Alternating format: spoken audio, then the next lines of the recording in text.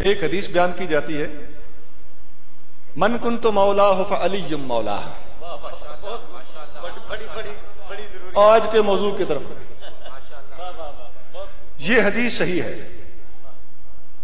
اس پر علماء نے جو جرح وغیرہ کی ہے وہ اپنی جگہ پہ، ہمارے نزدیک یہ حدیث مسلم صحیح.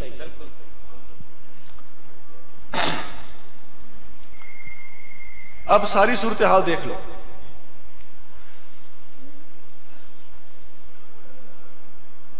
صحیح بخاری میں حدیث ہے، نبی کریم صلی اللہ علیہ وآلہ وسلم نے فرمایا، حضرت زید بن حارثہ رضی اللہ تعالیٰ عنہ کو فرمایا، انت اخونا و مولانا، اے زید تو ہمارا بھائی بھی ہے اور ہمارا مولا بھی ہے. یہ بخاری میں حدیث ہے. ایک بیان کرنا اور دوسری بیان نہ کرنا. سیدنا علی المرتضیٰ والی چھپا جانا، حضرت زید والی بیان کرنا ظلم ہے، اور حضرت زید والی چھپا جانا اور مولا علی والی بیان کرنا اسی درجے کا ظلم ہے. ساری حدیثیں سامنے رکھنا سنیت.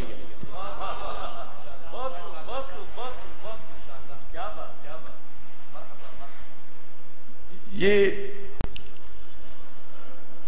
جو حدیث من کنت مولاہ ہے، میں درخواست کروں گا کہ تمام حضرات ذرا توجہ سے اس کا مطلب بھی سمجھ لیں.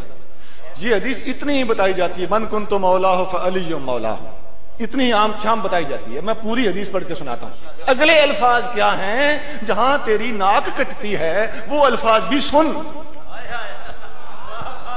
وہ الفاظ یہ ہیں، اس سے آگے تیرے میرے آقا نے فرمایا، اللہم وال من والاہ وعاد من آداہ. اے اللہ، توجہ، سناٹے کے بعد توجہ، وہ ذرا زیادہ افیکٹو ہوتی ہے. آقا نے فرمایا، جس کا میں مولا کا معنی نہیں بتا رہا، آپ خود بتانا، سمجھ جاؤ گے تو بتا سکو گے. جس کا میں مولا اس کا علی بھی مولا.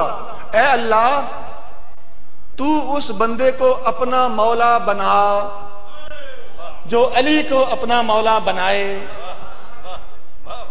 مولا کا معنی آپ کریں خود کیا بنتا ہے؟ اے اللہ، تو اسے، مولا کا معنی یہ کہتے ہیں کہ مولا کا معنی آقا ہوتا ہے. مولا کا معنی اگر آقا ہے تو حدیث کا معنی کیا بنے گا؟ اے اللہ، تو اس بندے کو اپنا مولا بنا، آقا بنا. اللہ کا آقا بن گئے نا، پھر تو میں اللہ کے آقا ہو جائیں گے، ہے نا. مولا کا معنی اگر آقا ہوتا ہے تو حدیث فرما رہی ہے کہ اے اللہ، تو اسے اپنا مولا بنا جو علی کو مولا مانے. مولا کا معنی کیا ہوا؟ دوست. ان اللہ و مولا ہو و جبریل.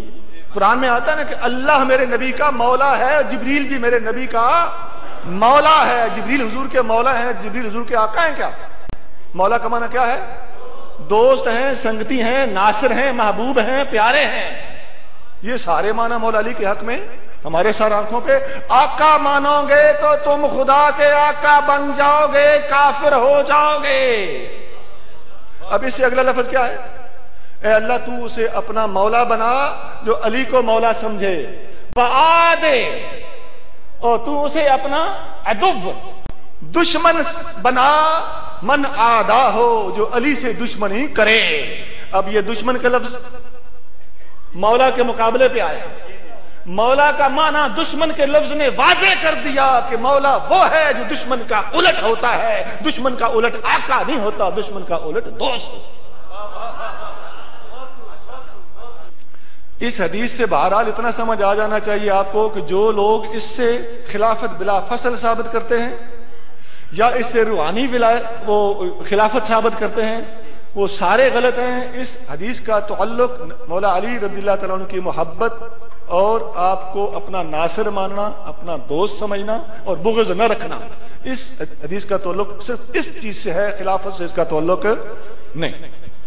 اور یہ وضاحت جو میں نے کی ہے، ایک میں نے نہیں کی، شروع سے چلتی آ رہی ہے. امام شافعی، جن کو یہ لوگ بڑا، جن کے ٹھیکیدار بنتے ہیں، امام شافعی نے خود یہی وضاحت فرمائی ہے. امام بہقی نے اپنی کتاب الاعتقاد کے اندر امام شافعی کے اس پر تفصیلی اقوال بیان کیے، وہی جو میں نے بیان کیا.